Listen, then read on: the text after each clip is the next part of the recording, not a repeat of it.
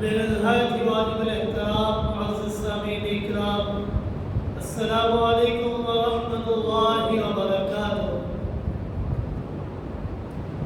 جیسا کہ آپ حضرات کو معلوم ہے کہ آج 12 ربیع الاول ہے۔ یہ وہ تاریخ ہے کہ جس تاریخ میں اس کائنات کی عظیم الشان ہستی سرور کونین ساقی کوثر شافی محشر جناب محمد رسول اللہ صلی اللہ علیہ وآلہ وسلم اس دنیا سے ان کی روح پرواز کر گئے۔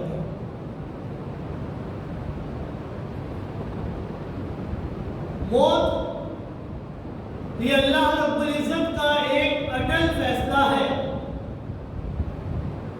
جو بھی نفس اس دنیا کے اندر آیا ہے اسے ایک نہ ایک دن اس دنیا کو چھوڑ کر جانا ہی ہے۔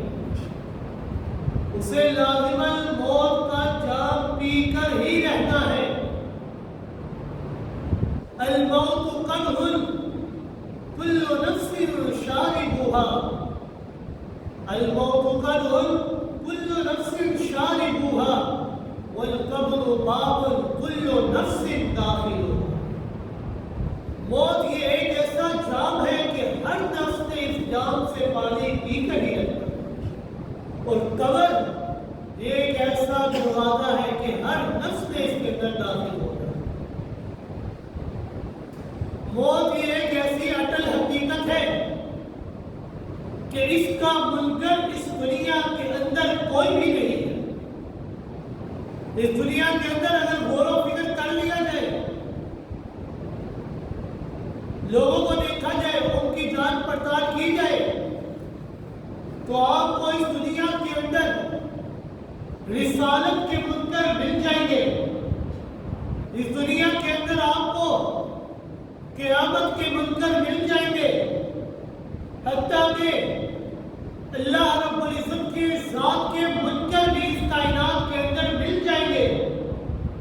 لیکن موت یہ ایک ایسی اٹل حقیقت ہے کہ اس کا منکر اس دنیا کے اندر کوئی ایک شخص بھی نہیں۔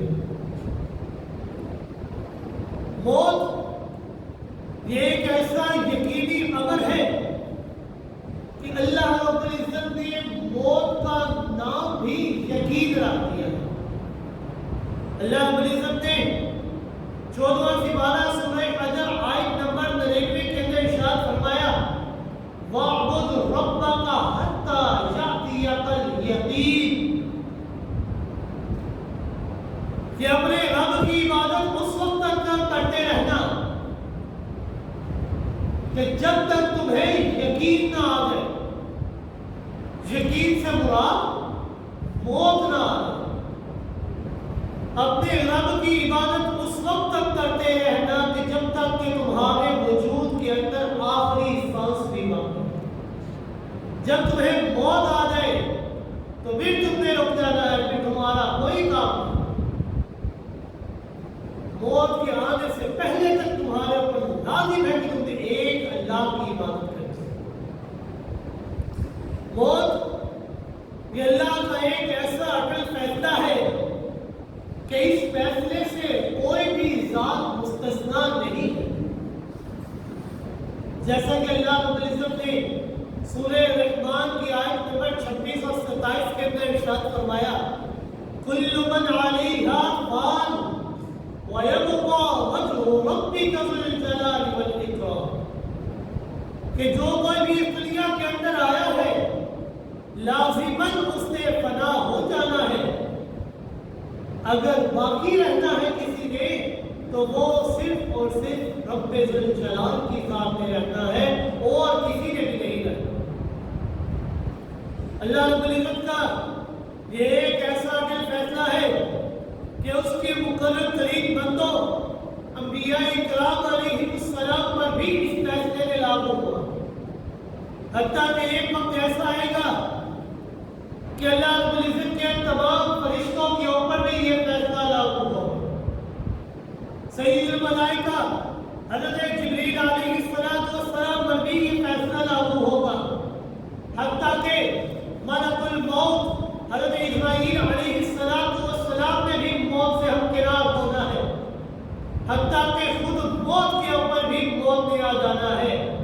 موت سے اگر کوئی مستثنا ہے تو وہ فقط اللہ کی ذات ہے اور کسی کی ذات نہیں ہے، جیسا کہ اللہ رب العزت نے سورہ بقرہ کی آیت نمبر 255 کے اندر ارشاد فرمایا الحی القیوم، کہ میں ہی زندہ رہنے والا اور قائم و دائم رہنے والا ہوں۔ سورہ فرقان کی آیت نمبر 57 کے اندر فرمایا وَتَوَكَّلْ عَلَى الْحَيِّ الَّذِي لَا يَمُوتُ، توکل کرو اس ذات کے اوپر کہ جس ذات کے اوپر موت نے نہیں آنا، وہ ہمیشہ سے تھی، ہمیشہ سے ہے اور ہمیشہ رہے گی۔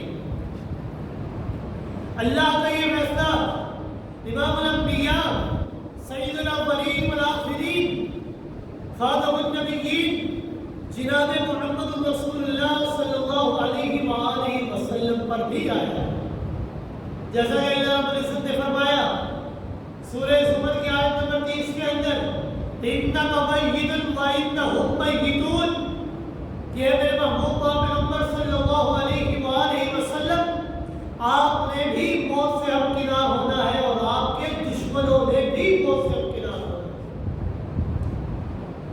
جب پیغمبر کائنات صلی اللہ علیہ وآلہ وسلم کی بعثت کا مقصد پورا ہو گیا تو آپ صلی اللہ علیہ وآلہ وسلم کو مختلف قرائن، مختلف نشانیوں سے اس بات کا اندازہ ہو گیا تھا کہ اب میرے کوچ کرنے کا وقت قریب آ چکا ہے۔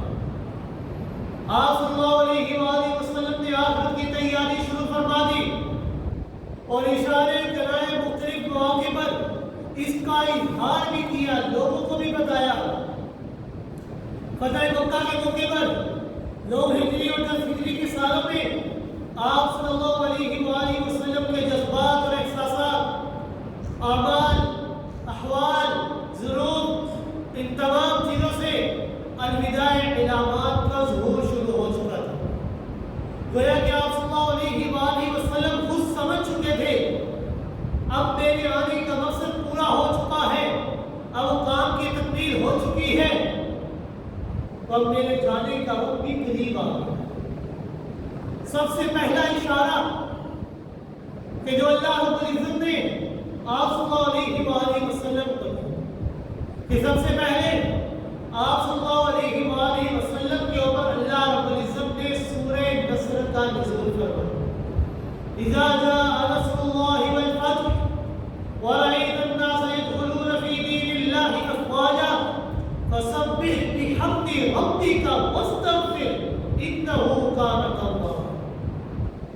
اس سورت کے نزول سے اس بات کا اندازہ ہو گیا تھا کہ کفر کے مقابلے میں فتح مبین حاصل ہو چکی ہے، اب لوگ خود بخود دائرہ اسلام کے اندر داخل ہو رہے ہیں، جوک پر جوک داخل ہو رہے ہیں، اور اللہ رب العزت کا حکم دینا فَسَبِّحْ بِحَمْدِ رَبِّكَ وَاسْتَغْفِرْ، کہ اللہ رب العزت کا مجھے تسبیح و تحقیق کا حکم دینا، یہ اس بات کی مماثلت کرتا ہے، اس بات کی طرف اشارہ کرتا ہے کہ میرے محبوب آپ کے آنے کا مقصد اب پورا ہو گیا ہے۔ بعض روایات میں آتا ہے کہ اس سورت کے نزول کے موقع پر آپ صلی اللہ علیہ وآلہ وسلم نے سید الملائکہ حضرت جبریل علیہ السلام سے فرمایا کہ اے جبریل، اس سورت کے نزول سے مجھے اپنی موت کی خوشبو آ رہی ہے۔ تو حضرت جبریل علیہ السلام نے جواب دیا تھا کہ اے میرے محبوب پاک پیغمبر صلی اللہ علیہ وآلہ وسلم وَلَلْآخِرَةُ خَيْرٌ لَكَ مِنَ الْأُولَىٰ، آخرت اس دنیا کی نسبت آپ کے لیے زیادہ ہے۔ چنانچہ آپ صلی اللہ علیہ وآلہ وسلم اللہ کے حکم کے مطابق کثرت سے سبحان اللہ و بحمدہ سبحان اللہ العظیم استغفر اللہ و اتوب الیہ کثرت سے پڑھا کرتے تھے، اٹھتے بیٹھتے آتے جاتے ہر وقت آپ کی زبان سے یہ کرنے جاری رہتے۔ اگرچہ آپ صلی اللہ علیہ وآلہ وسلم نے اپنی ساری زندگی تلاوت قرآن، تعلیم قرآن، تذکیر قرآن کو حفظ جان بنا رکھا تھا، مگر زندگی کے آخری رمضان آپ صلی اللہ علیہ وآلہ وسلم نے روح الامین سید الملائکہ حضرت جبریل علیہ السلام سے قرآن مجید کا دور کیا تو 2 مرتبہ کیا تھا۔ آگے دور کرتے تو 1 مرتبہ کیا کرتے تھے، لیکن اس سال آخری سال آپ نے 2 مرتبہ کیا اور لوگوں کو بتایا کہ اے لوگوں، مجھے اس سے اس بات کا اشارہ ہو رہا ہے کہ اب میری موت کا وقت قریب آ۔ 10 ہجری میں آپ صلی اللہ علیہ وآلہ وسلم نے حضرت معاذ بن جبل رضی اللہ تعالیٰ عنہ کو یمن کی طرف روانہ فرمایا تو پیدل چلتے چلتے دور تک چل پڑے۔ حالت یہ تھی کہ حضرت معاذ رضی اللہ تعالیٰ سواری پر سوار تھے اور آپ صلی اللہ علیہ وسلم پیدل چل رہے تھے۔ آپ صلی اللہ علیہ وسلم پیدل چلتے چلتے حضرت معاذ رضی اللہ تعالیٰ کو چند نصیحتیں فرما رہے تھے۔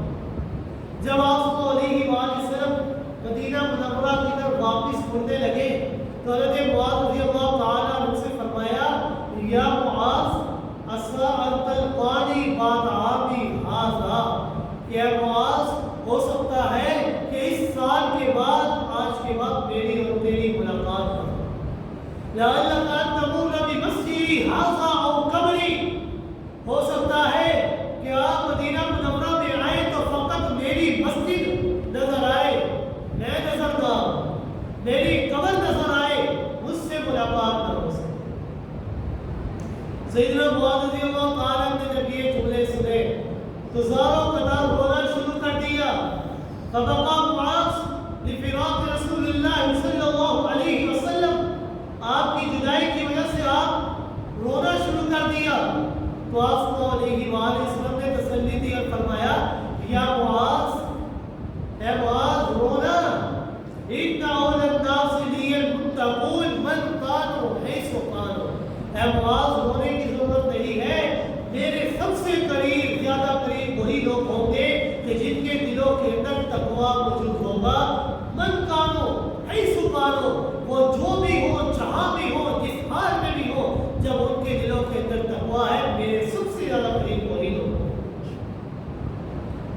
خطبہ حجۃ الوداع کے موقع پر رسول اکرم صلی اللہ علیہ وآلہ وسلم نے الوداع جملے ارشاد فرمائے کہ لوگوں سے فرمایا، خذوا عنی مناسککم لعلی لا اراکم بعد عامی ھذا، کہ اے لوگوں مجھ سے مناسک حج سیکھ لو، ہو سکتا ہے کہ اس سال کے بعد میری اور تمہاری ملاقات ہو۔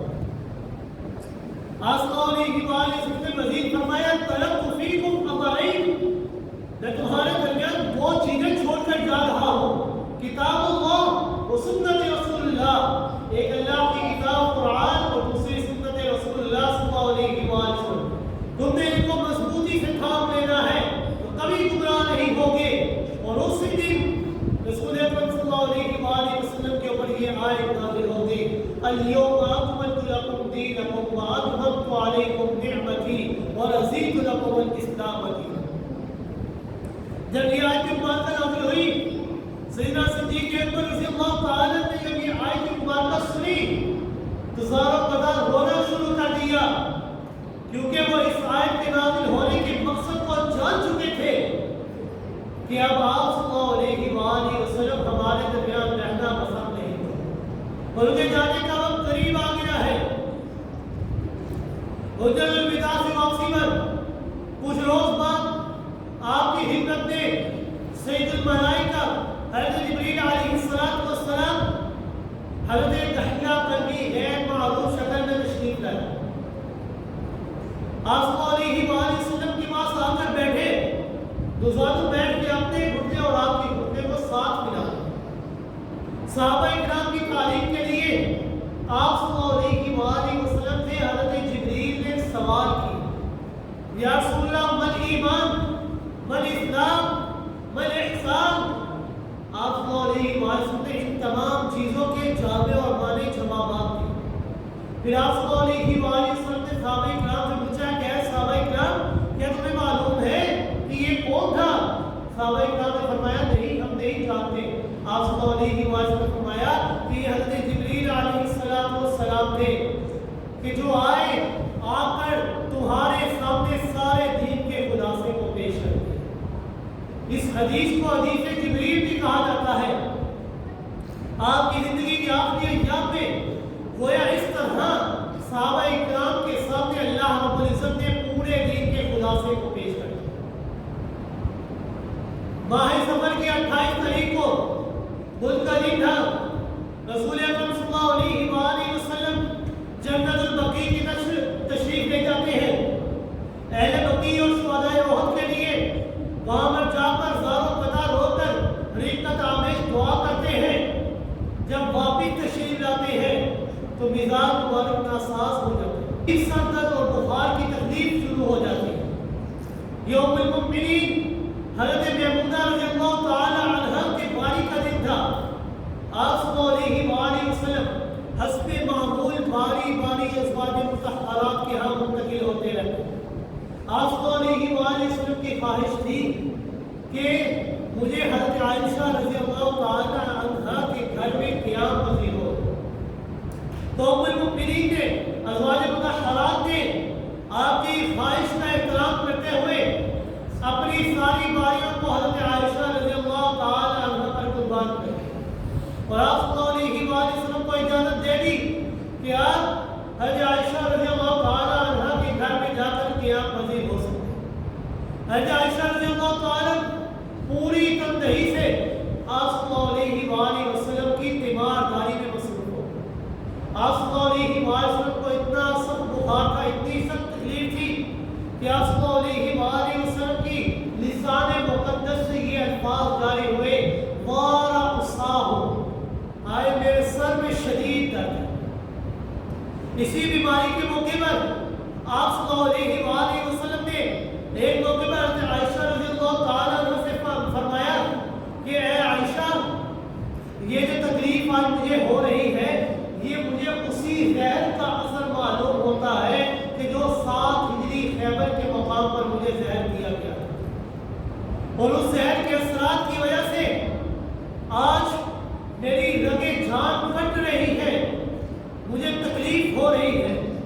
اور آپ صلی اللہ علیہ وآلہ وسلم کی عادت شریفہ تھی کہ آپ صلی اللہ علیہ وآلہ وسلم جب بیمار ہوتے تو آپ صلی اللہ علیہ وآلہ وسلم معوذتین کو پڑھ کے، معوذتین سورہ فلق اور سورہ ناس کو کہا جاتا ہے، آپ صلی اللہ علیہ وآلہ وسلم ان دونوں سورتوں کو پڑھ کر اپنے ہاتھ مبارک کے اوپر، دست مبارک کے اوپر پھونک مارتے اور اپنے وجود اقدس کے اوپر پھیرا کرتے۔ صدیقہ کائنات حضرت عائشہ رضی اللہ تعالیٰ عنہ فرماتی ہے کہ آپ صلی اللہ علیہ وآلہ وسلم کی زندگی کے آخری ایام کے اندر میں اپنے لسان سے، زبان سے معوذتین پڑھا کرتی تھی اور آپ کے دست مبارک کے اوپر پھونک مار کر آپ کے وجود اقدس کے اوپر پھیرا کرتی، اور آپ کے دست مبارک کے اوپر اس لیے پھونک مارا کرتی تھی برکت کے لیے کہ آپ کے ہاتھ کے مبارک یہ ہم سے زیادہ برکت والے ہیں۔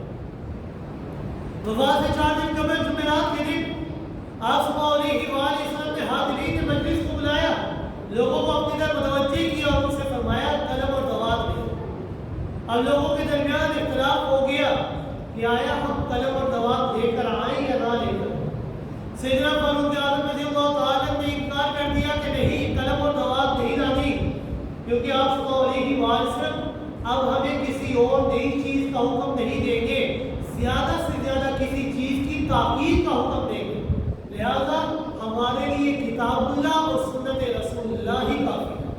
تو آپ صلی اللہ علیہ وآلہ وسلم نے سیدنا فاروق اعظم رضی اللہ تعالیٰ عنہ کے حکم پر ہی عمل کیا، ان کی بات پر ہی عمل کیا۔ آپ صلی اللہ علیہ وآلہ وسلم نے لوگوں کو متوجہ کیا، ان سے فرمایا کہ اے لوگوں، مشرکین عرب کو جزیرہ عرب سے ہمیشہ ہمیشہ کے لیے نکال دو، اور جو وفد تمہارے پاس آئے ہیں ان کو ہدیہ دے کر رخصت کیا کرو، جو مہمان تمہارے پاس آئے ہیں ان کو تحفے اور ہدیے دے کر رخصت کیا کرو۔ اور تیسری بات، قرآن کریم کو مضبوطی سے تھام لینا، کیونکہ جب تک تم نے قرآن کو مضبوطی سے تھامے رکھو گے تب تک گمراہی کا کوئی بھی وجود باقی نہیں۔ اللہ رب العزت نے فرمایا وَاعْتَصِمُوا بِحَبْلِ اللَّهِ جَمِيعًا وَلَا تَفَرَّقُوا، کہ اللہ کی رسی قرآن کو مضبوطی سے تھامے رکھنا اور جدا جدا نہ ہونا، کیونکہ جب قرآن کو مضبوطی سے تھام لو گے تو کوئی فرقہ واریت باقی نہیں رہتی، اگر باقی رہتا ہے تو صرف ایک اللہ کا ہے اور کچھ بھی نہیں۔ اسی لیے رسول اکرم صلی اللہ علیہ وآلہ وسلم کی بیماری کے اندر کچھ افاقہ ہوا تو آپ صلی اللہ علیہ وآلہ وسلم حضرت عباس رضی اللہ تعالیٰ عنہ، حضرت علی رضی اللہ تعالیٰ عنہ کے سہارے کے ساتھ مسجد نبوی میں تشریف لائے اور ظہر کی نماز پڑھی۔ آپ صلی اللہ علیہ وآلہ وسلم ظہر کی نماز پڑھانے کے بعد ممبر پر جلوہ افروز ہوئے اور ایک عجیب خطبہ ارشاد فرمایا جو آپ صلی اللہ علیہ وآلہ وسلم کی حیات طیبہ کا آخری خطبہ۔ آپ صلی اللہ علیہ وآلہ وسلم نے اس خطبے کے اندر ارشاد فرمایا کہ اے لوگوں، ان عبدا خیرہ اللہ تعالی بین ان یعطیہ من زہرۃ الدنیا ما شاء وبین ما عنده فاختار ما عنده۔ یہ لوگوں، اللہ رب العزت نے ایک بندے کو اختیار دے دیا ہے، دو چیزوں میں اختیار دیا کہ ان میں سے کسی ایک چیز کو آپ پسند کر سکتے ہیں۔ وہ دو چیزیں کون سی ہیں کہ اللہ نے اختیار دیا کہ اگر آپ چاہتے ہیں تو آپ دنیا کی زندگی کے اندر رہیں، دنیا کے لذات سے اور اس کی چیزوں سے مزے اٹھائیں، یا پھر اس دنیا کو چھوڑ کر اللہ کے پاس آ جائیں اور آخرت کی نعمتوں سے فائدہ اٹھائیں۔ فاختار ما عنده، رسول اکرم صلی اللہ علیہ وآلہ وسلم نے فرمایا فاختار ما عنده، اس بندے نے اس چیز کو اختیار کیا جو اللہ کے پاس ہے، کہ میں اللہ کے پاس جانا چاہتا ہوں، مجھے دنیا کی لذات نہیں چاہیے، مجھے آخرت کی نعمتیں چاہیے۔ حاضرین مجلس کے اندر سے کوئی بھی اس لطیف اشارے کو سمجھ نہ سکا، لیکن رازدار نبوت سیدنا صدیق اکبر رضی اللہ تعالیٰ اس لطیف اشارے کو سمجھ چکے تھے۔ وہ یہ بات سمجھ چکے تھے کہ جس بندے کو اختیار دیا گیا ہے وہ اور کوئی نہیں بلکہ خود آپ صلی اللہ علیہ وآلہ وسلم کی ذات گرامی ہے۔ چنانچہ سیدنا صدیق اکبر رضی اللہ تعالیٰ بے ساختہ چیخ اٹھے اور فرمانے لگے بل نفدیک بآبائنا وأمہاتنا وأنفسنا وأموالنا، اے اللہ کے رسول صلی اللہ علیہ وآلہ وسلم، ہمارے ماں باپ قربان ہو جائے، ہماری اپنی جانیں قربان ہو جائے، ہمارا سارا مال قربان ہو جائے، لیکن آپ بچ جائیں۔ آپ صلی اللہ علیہ وآلہ وسلم نے سیدنا صدیق اکبر رضی اللہ تعالیٰ عنہ کو تسلی دیتے ہوئے فرمایا الا رسلک یا ابا بکر، اے ابو بکر ذرا تسلی رکھو، صبر کرو، اپنے آپ کو سنبھالو۔ اسی خطبے کے اندر آپ صلی اللہ علیہ وآلہ وسلم نے فرمایا لا تبقین فی المسجد خوفۃ الا خوفۃ ابی بکر، کہ مسجد نبوی کے اندر جتنے بھی دروازے ہیں تمام دروازے بند کر دیے جائیں، لیکن ایک دروازہ کھلا رہے گا، وہ دروازہ اور کوئی نہیں بلکہ ابو بکر کا دروازہ جو مسجد نبوی کی طرف کھلا کرتا ہے۔ اور آپ یہ بات سن کر حیران ہوں گے کہ حکم نبی کی تعمیر کے اوپر آج 1400 سال گزر چکے ہیں، مسجد نبوی کے اندر ہر روز کوئی نہ کوئی تبدیلی ہوتی ہے، تعمیر و تجدید ہوتی رہتی ہے، لیکن باوجود اس تعمیر و تجدید کے آج بھی حضرت ابو بکر رضی اللہ تعالیٰ کا دروازہ اسی حالت میں موجود ہے جس طرح آپ صلی اللہ علیہ وآلہ وسلم کے دروازے دور میں موجود ہے۔ اس خطبے کے اندر آپ صلی اللہ علیہ وآلہ وسلم نے سیدنا صدیق اکبر رضی اللہ تعالیٰ کی مزید فضیلت بیان فرمائی۔ فضیلت بیان کرنے کا مقصد یہ تھا کہ میرے بعد اگر خلیفہ بنے گا تو سیدنا صدیق اکبر بنے گا، ان کی امامت کی طرف اشارہ کیا۔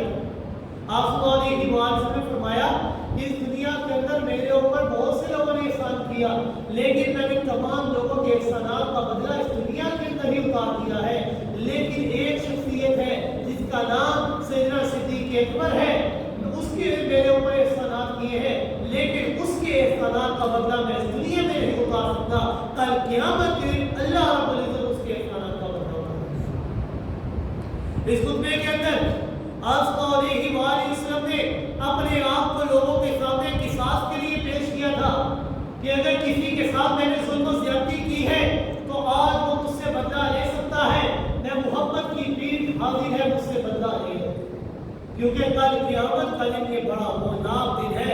اس دن کوئی مجھ سے دعویٰ نہ کرے کہ میں نے آپ سے بدلہ لینا ہے. آج میں نے اپنے آپ کو پیش کر دیا ہے مجھ سے بدلہ لینا.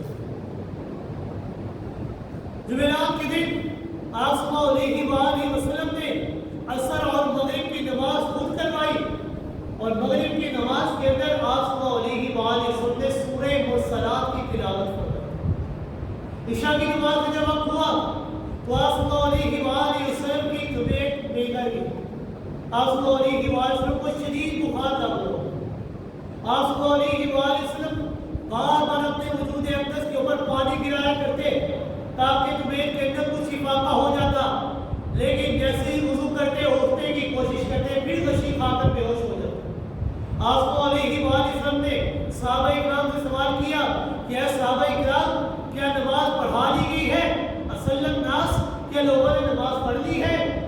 صحابہ اکرام نے جواب دیا لا یا رسول اللہ وہم ینتظرون، نہیں اللہ کے رسول، ابھی تک نماز نہیں ادا کی گئی، وہ آپ کا انتظار کر رہے ہیں.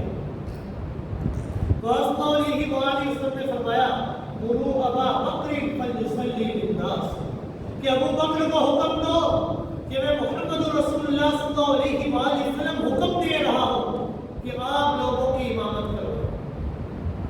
صدیق کائنات حضرت عائشہ رضی اللہ تعالیٰ عنہ فرماتی ہے اللہ کے رسول صلی اللہ علیہ وسلم، میرے جو ابا ہے نا وہ بڑے ہی نرم دل کے مالک ہیں، ان کا دل بڑا ہی نرم ہے، وہ بڑے دقیق القلب ہے. آپ ان کو حکم نہ دیں، آپ سیدنا فاروق اعظم رضی اللہ تعالیٰ کو کہ وہ تھوڑے سخت دل کے مالک ہیں، طاقتور دل کے مالک ہے، وہ نماز پڑھا لیں. لیکن آپ صلی اللہ علیہ وسلم نے صدیقہ کائنات حضرت عائشہ رضی اللہ تعالیٰ کی تجویز کو رد کر دیا اور فرمایا مروا ابا بکر فلیصلی بالناس، کہ ابو بکر کو حکم دو کہ وہ میں محمد کی جگہ پر مصلی نبی کے اوپر کھڑے ہو کر نماز ادا کریں.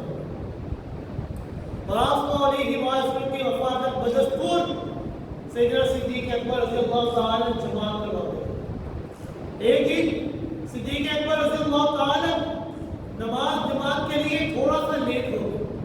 لوگوں نے سیدنا فاروق اعظم رضی اللہ تعالیٰ کو کہا کہ آپ نماز پڑھائیں. سیدنا فاروق اعظم رضی اللہ تعالیٰ مصلی نبی کے اوپر کھڑے ہوئے، اللہ اکبر کہا. رسول اکرم صلی اللہ علیہ وسلم نے جب یہ آواز سنی تو پہچان گئے کہ یہ آواز صدیق اکبر کی نہیں بلکہ فاروق اعظم کی. آپ صلی اللہ علیہ وسلم نے حجرہ عائشہ سے پردے کو ہٹایا اور بلند آواز سے ارشاد فرمایا لا لا لا، 3 مرتبہ فرمایا نہیں نہیں نہیں، مروا ابا بکر فلیصلی بالناس، اے عمر آپ نماز نہیں کروا سکتے، ابو بکر ہی نماز کروائیں. لوگوں نے جب یہ آواز سنی، یہ جملے سنے، فوراً نمازوں کو پیچھے ہٹ گئے. سیدنا فاروق اعظم رضی اللہ تعالیٰ بھی مصلی نبی سے پیچھے ہٹ گئے. سیدنا صدیق اکبر رضی اللہ تعالیٰ تشریف لائے اور انہوں نے نماز پڑھی. یہ ساری چیزیں صدیق اکبر رضی اللہ تعالیٰ کی امامت کی طرف اشارہ کر رہی تھی کہ میرے بعد اگر کسی نے امام بننا ہے، خلیفہ بننا ہے تو صدیق اکبر رضی اللہ تعالیٰ. ہفتے والے دن آپ صلی اللہ علیہ وسلم کی طبیعت ذرا سنبھلی تو ایک دفعہ آپ صلی اللہ علیہ وسلم حضرت عباس رضی اللہ تعالیٰ اور حضرت علی رضی اللہ تعالیٰ کے سہارے سے پھر مسجد نبی میں تشریف لائے. صدیق اکبر رضی اللہ تعالیٰ ظہر کی نماز پڑھوا رہے ہیں. جب صدیق اکبر رضی اللہ تعالیٰ نے دیکھا کہ رسول اکرم صلی اللہ علیہ وسلم تشریف لا رہے ہیں، سیدنا صدیق اکبر رضی اللہ تعالیٰ مصلی نبی سے پیچھے ہٹنا شروع کہ آپ کی موجودگی میں بھلا میں کیسے نماز پڑھوا سکتا ہوں. وہ پیچھے ہٹنا شروع ہوئے، لیکن رسول اکرم صلی اللہ علیہ وسلم نے فرمایا مکان کیا ابا بکر، اے ابو بکر اپنی جگہ پر کھڑے رہو. لیکن سیدنا صدیق اکبر رضی اللہ تعالیٰ پیچھے ہٹ گئے. آپ صلی اللہ علیہ وسلم ان کی بائیں جانب میں کھڑے ہو گئے. اب حالت یہ تھی کہ آپ امام کے اور صدیق اکبر رضی اللہ تعالیٰ مکمل بن گئے. نماز مکمل کرنے کے بعد آپ صلی اللہ علیہ وسلم نے سیدنا صدیق اکبر رضی اللہ تعالیٰ سے فرمایا کہ ابو بکر، جب میں نے آپ کو حکم دیا تھا کہ آپ اپنی جگہ پر کھڑے رہے اور امامت کرواتے رہے تو آپ پیچھے سیدنا صدیق اکبر رضی اللہ تعالیٰ فرماتے ہیں ما کان ينبغي لابن ابی قحافہ ان يقدم بین یدی رسول اللہ صلی اللہ علیہ وسلم. ابن ابی قحافہ کے بیٹے کے لیے یہ بات جائز نہیں ہے کہ رسول اکرم صلی اللہ علیہ وآلہ وسلم کی موجودگی کے اندر وہ مصلی نبی کے اوپر کھڑے ہو کر نماز ادا. یہ بات میرے لیے جائز نہیں ہے، لہذا جب آپ آگے تو میں مصلی نبی سے پیچھے ہوں. دوران علالت حضرت فاطمہ رضی اللہ تعالیٰ عنہ آپ صلی اللہ علیہ وآلہ وسلم کے پاس تشریف لائے. آپ صلی اللہ علیہ وآلہ وسلم نے ان کو اپنی دائیں جانب بٹھا لیا اور ان کے کان میں ایک بات کہی. سیدہ فاطمہ الزہرا رضی اللہ تعالیٰ کے ساروں قطار ہونا شروع کر. پھر دوسرے کان میں ایک بات کہی، سرگوشی کی، تو سیدہ فاطمہ الزہرا رضی اللہ تعالیٰ نے مسکرانے لگا. صدیقہ کائنات حضرت عائشہ رضی اللہ تعالیٰ نے پوچھا کہ اے فاطمہ، آپ صلی اللہ علیہ وآلہ وسلم نے آپ کے کان میں ایسی کون سی بات کہی ہے کہ پہلے آپ رونے لگے، پھر دوسری بات کہی تو آپ مسکرانے لگے؟ حضرت فاطمہ نے فرمایا کہ اگر وہ بات بتانے والی ہوتی تو آپ میرے کان میں ہی کیوں کہتے؟ آپ صلی اللہ علیہ وآلہ وسلم کے وفات کے بعد ایک موقع پر پھر سے صدیقہ کائنات حضرت عائشہ رضی اللہ تعالیٰ نے اس بات کے متعلق حضرت فاطمہ سے سوال کیا.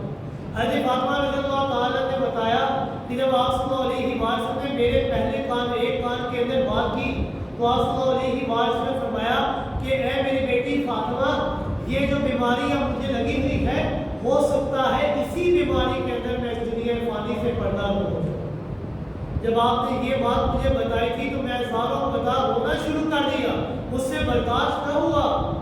اور لیکن جب آپ نے دوسری بات میرے کان میں کہی، وہ دوسری بات کیا تھی کہ آپ صلی اللہ علیہ وآلہ وسلم نے فرمایا میرے اہل بیت کے اندر قیامت کے دن جو سب سے پہلے مجھے ملے گا وہ میری پیاری بیٹی فاطمہ ہی ہو. اور ایسا ہی ہوا تھا کہ آپ صلی اللہ علیہ وآلہ وسلم کی وفات کے 6 مہینے بعد اہل بیت میں سب سے پہلے حضرت فاطمہ رضی اللہ تعالیٰ کی دنیا سے پردہ ہوا.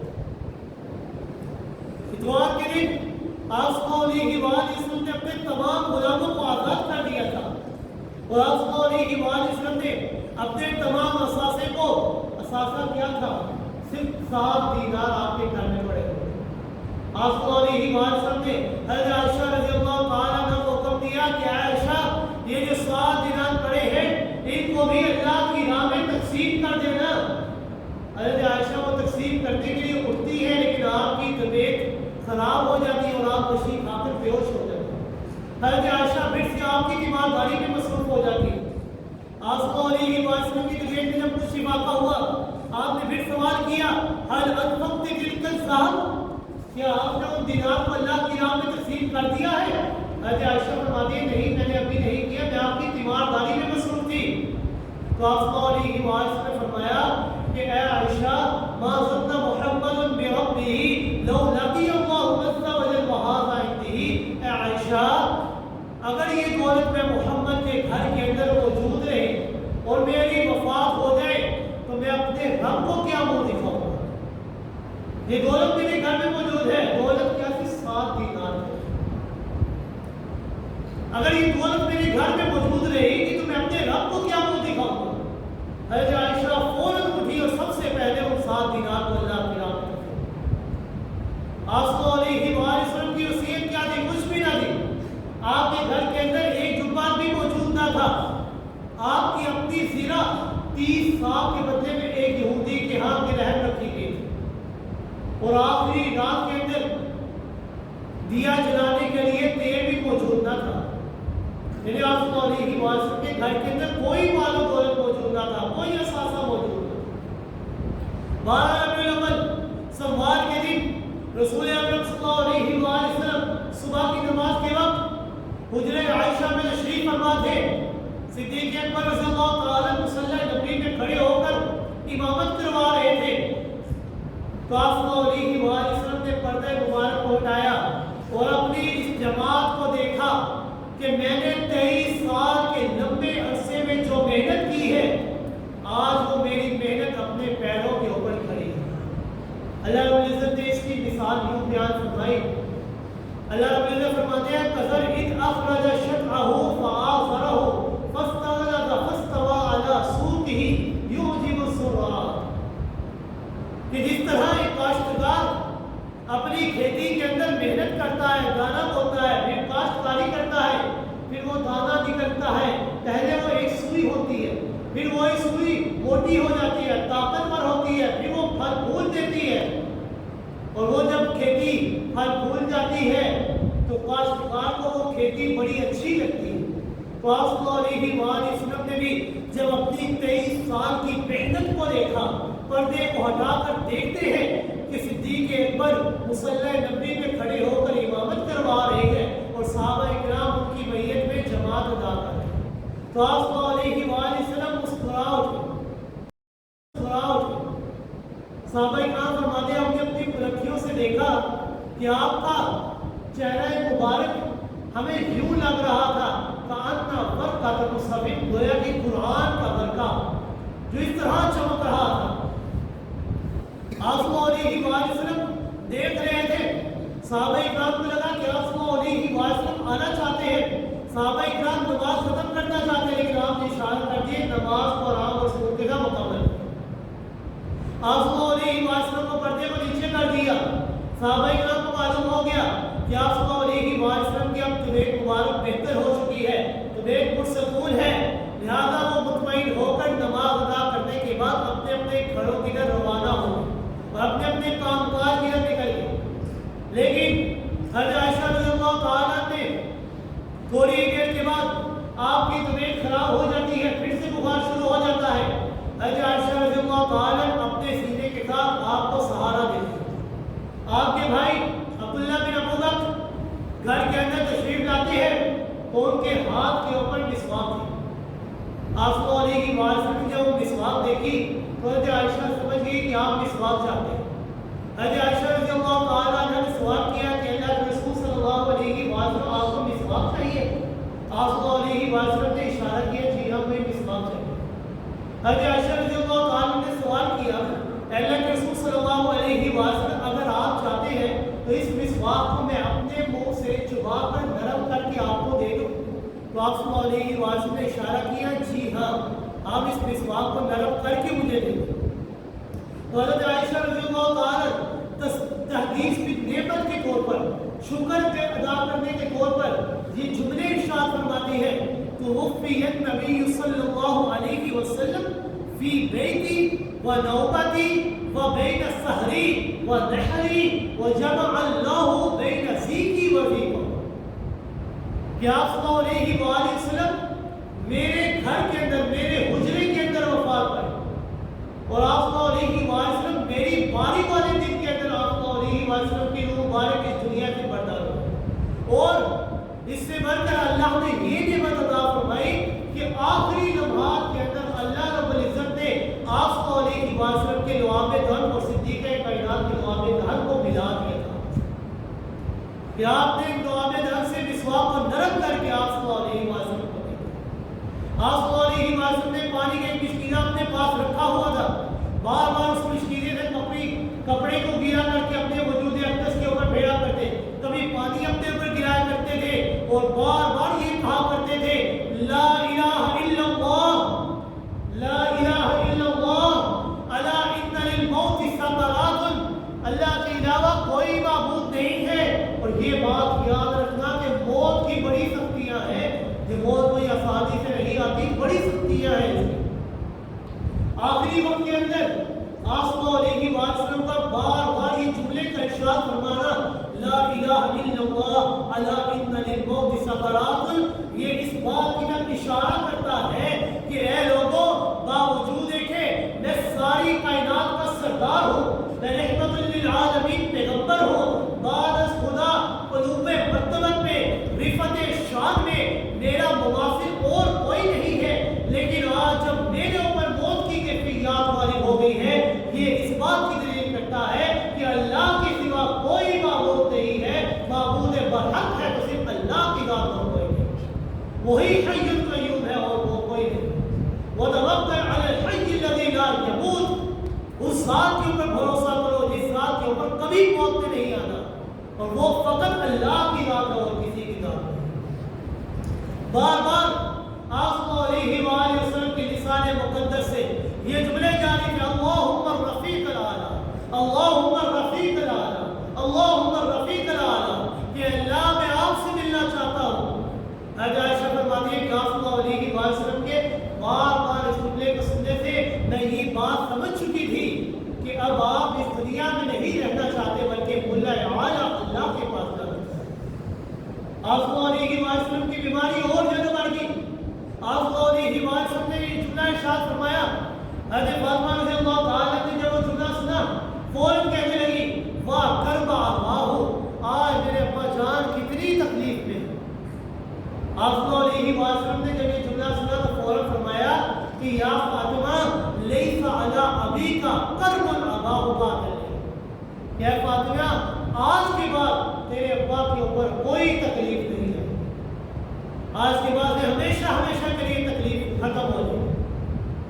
حضرت عائشہ رضی اللہ تعالیٰ فرماتی ہے کہ آپ صلی اللہ علیہ وسلم نے شہادت کی انگلی کو آسمان کی طرف اٹھایا اور اپنی نگاہوں کو چھت کی طرف اٹھایا اور بار بار فرما رہے تھے اللہم الرفیق الاعلیٰ، اللہم الرفیق الاعلیٰ۔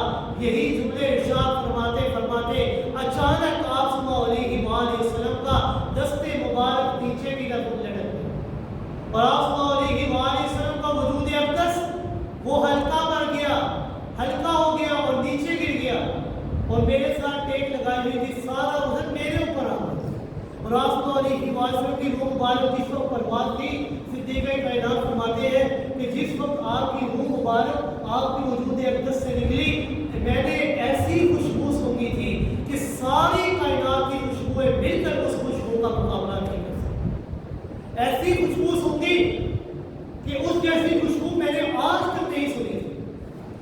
صحابہ اکرام نے جب آپ صلی اللہ علیہ وسلم کی وفات کی خبر سنی تو صحابہ اکرام برداشت نہ کر سکے، چیخو پکار شروع کر دیا، آنکھوں سے آنسو جاری ہو گئے۔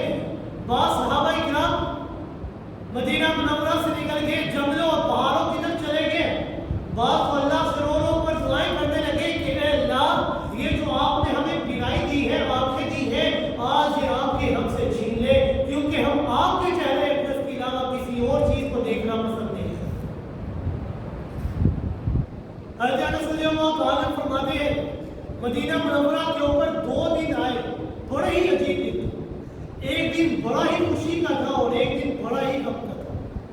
خوشی کا دن وہ تھا کہ جب آپ صلی اللہ علیہ وسلم مکہ مکرمہ سے ہجرت فرما کر مدینہ منورہ آ گئے، اضاء منھا کل شیء، گویا کہ آپ جب مدینہ منورہ آئے تو مدینہ کی ہر طرف ہر رخ کے ہر طرف دیوار روشن ہو گئی، اور ایک دن جب آپ صلی اللہ علیہ وسلم کی دنیا فانی سے ان کی روح پرواز کر جاتی ہے، اضل کل شیء، گویا کہ ہر چیز کے اوپر اندھیرا چھاتا ہے۔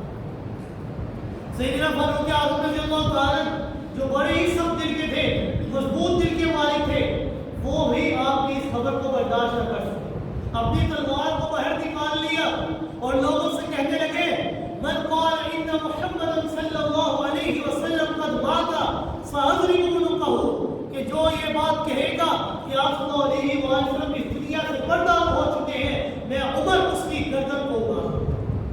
سیدنا فاروق اعظم سخت دل ہونے کے باوجود اس خبر کی تاب نہ لا سکے۔ سیدنا صدیق اکبر رضی اللہ تعالیٰ آتے ہیں، سیدنا صدیق اکبر رضی اللہ تعالیٰ مسجد نبوی سے گزرتے ہوئے حجرہ عائشہ میں جاتے ہیں، حجرہ عائشہ کے اندر جا کر آپ صلی اللہ علیہ وسلم کے چہرے مبارک کے اوپر سے چادر ہٹاتے ہیں اور آپ کی پیشانی کے اوپر بوسہ دیتے ہیں اور فرماتے ہیں واہ نبیہ واہ صفیہ واہ خلیلہ، ہائے میرے نبی، ہائے میرے دوست، ہائے میرے مخلص دوست۔ آپ کی جبین اطہر کے اوپر بوسہ دیا اور فرمایا طبت حیا و طبت میتا، کہ آپ کی زندگی بھی بڑی پاکیزہ تھی اور آپ کی موت بھی بڑی پاکیزہ تھی۔ سیدنا صدیق اکبر رضی اللہ تعالیٰ کی آنکھوں سے آنسو جاری ہوئے اور وہ آنسو کے قطرے رسول اکرم صلی اللہ علیہ وسلم کے چہرے مبارک کے اوپر تھے۔ سیدنا صدیق اکبر رضی اللہ تعالیٰ کے آنسو کے قطرے یہ کوئی پہلی دفعہ آپ کے چہرے مبارک پر نہیں گرے، غار ثور کے موقع پر بھی سیدنا صدیق اکبر رضی اللہ تعالیٰ کے آنسو کا قطرہ آپ کے چہرے مبارک کے اوپر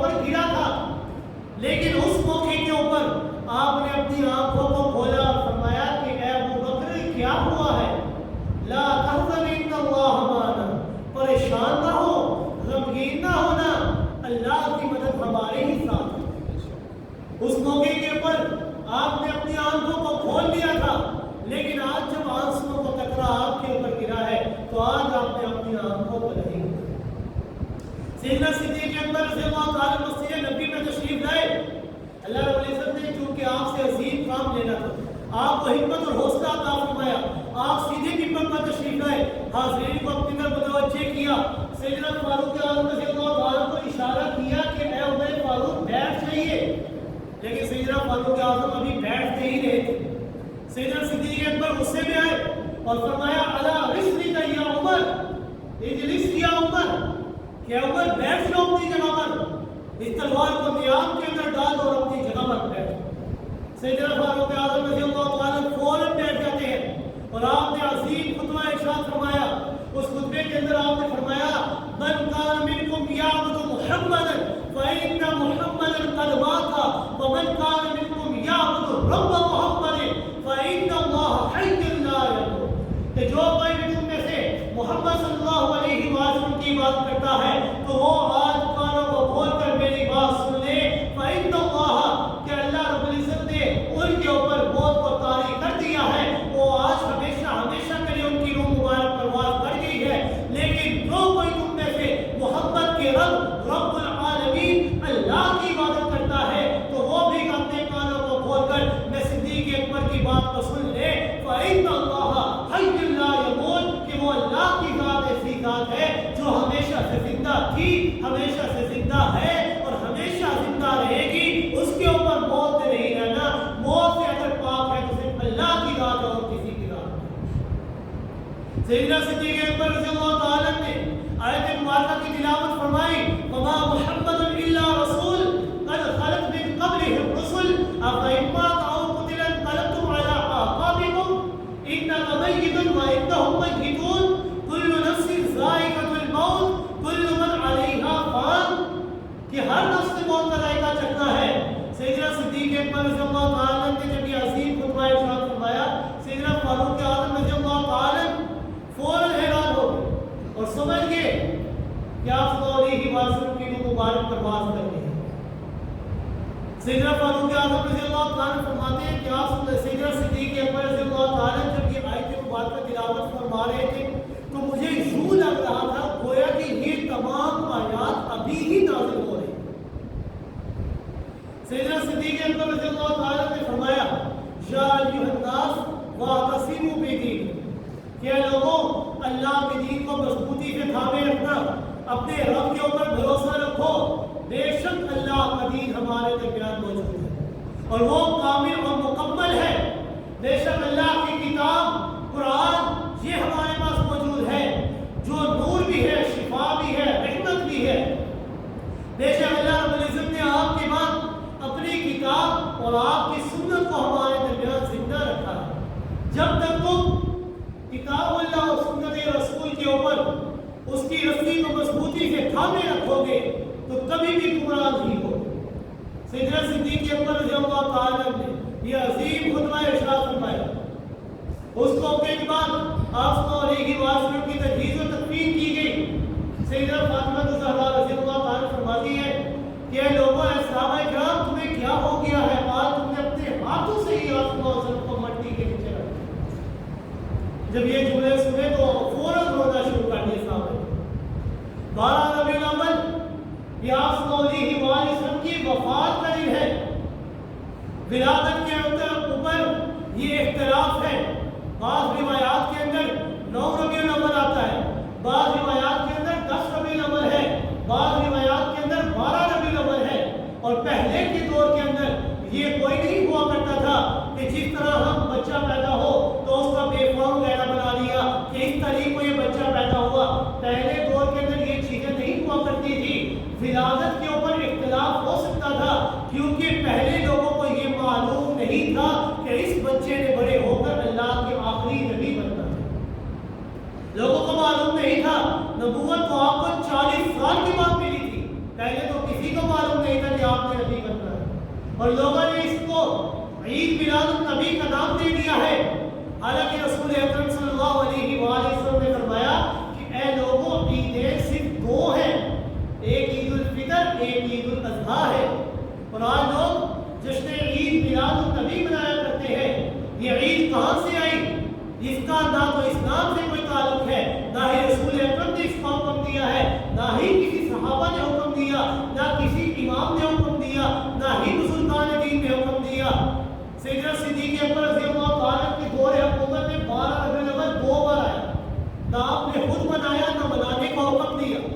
सैयदना फारूक आजम के दौर हुकूमत में 10 बार आया, ना आपने खुद बनाया ना बनाने का हुक्म दिया।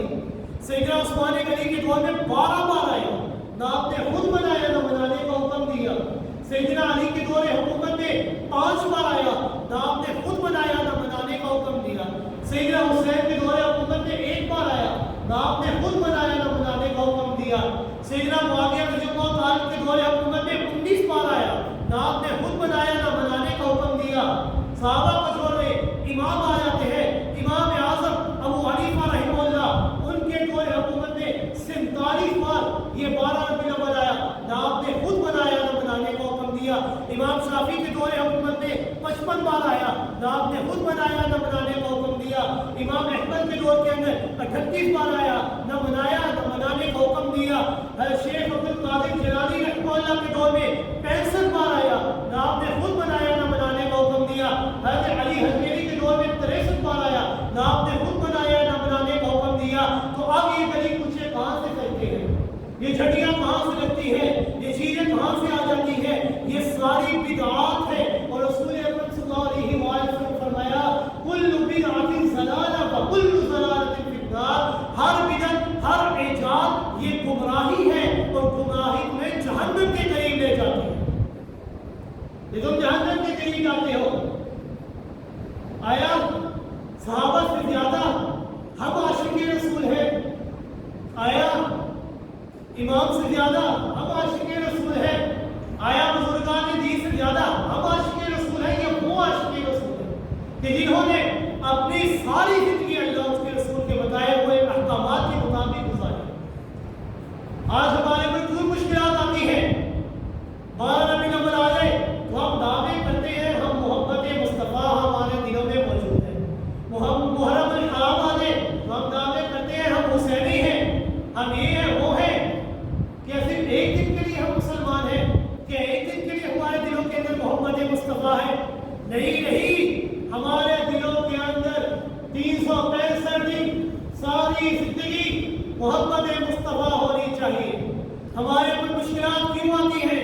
क्योंकि आज हमने अल्लाह और उसके रसूल के अहकामात की तामील करना छोड़ दी है। रसूल अकरम सल्लल्लाहु अलैहि वसल्लम ने अपने आखिरी खुतबे के अंदर एक फिक्र का इज़हार किया था। वो फिक्र क्या थी? रसूल अकरम ने फरमाया कि ए ईमान वालों, मुझे इस बात का खौफ नहीं है कि मेरे बाद तुम शिर्क की तरफ चले जाओगे, तुम मुर्तद हो जाओगे। हाँ, मुझे इस बात का खौफ है कि तुम दुनिया की मोहब्बत के अंदर गिरफ्तार हो जाओगे। आज हम क्या देखते हैं, हम अपनी सारी जिंदगी को मुआयना करके देख लो। हमारी सुबह होती है तो दुनिया के अंदर, शाम होती है तो दुनिया के अंदर। हम सुबह होती है तो कहीं से माल आ दे, शाम होती है माल कैसे कमा ले। सारी जिंदगी सारा दिन हम दुनिया के अंदर अपनी मोहब्बत हमारे दिलों के अंदर आ चुकी है और फिर हम दावा करते हैं कि हमारे दिलों के अंदर मोहब्बत मुस्तफ़ा है। नहीं, मोहब्बत मुस्तफ़ा ये नहीं है। मोहब्बत मुस्तफ़ा तो ये है कि तुम्हारा एक एक अमल, तुम्हारी जुबानों से निकलने वाला एक एक लफ्ज़ अल्लाह और उसके रसूल के बताए हुए अहकामात के मुताबिक होना चाहिए। जब तुम्हारा एक एक अमल, एक एक बात अल्लाह और उसके रसूल के बताए हुए अहकामात के मुताबिक होगी, तब तुम्हारे दिलों के अंदर सच्ची मोहब्बत मुस्तफ़ा होगी। लेकिन जब मोहब्बत मुस्तफ़ा होगी तो अल्लाह की रज़ा होगी। कुल इन कुंतुम तुहिब्बूनल्लाह फत्तबिऊनी युहब्बुकुमुल्लाह। जब मोहब्बत मुस्तफ़ा दिल में हो तो अल्लाह की रज़ा खुद ब खुद आ जाती है। जब अल्लाह की रज़ा आ जाती है तो अल्लाह इंसान के तमाम गुनाहों को भी माफ़ कर देते हैं। लिहाजा ये जो ईद नई लोगों ने कर ली है, ये कोई ईद नहीं है, इसका दीन में कोई सबूत नहीं है। ईदें सिर्फ 2 ही है, ईद उल फितर है और ईद उल अज़हा है। अल्लाह रब्बुल इज़्ज़त से दुआ है कि अल्लाह रब्बुल इज़्ज़त हमें अमल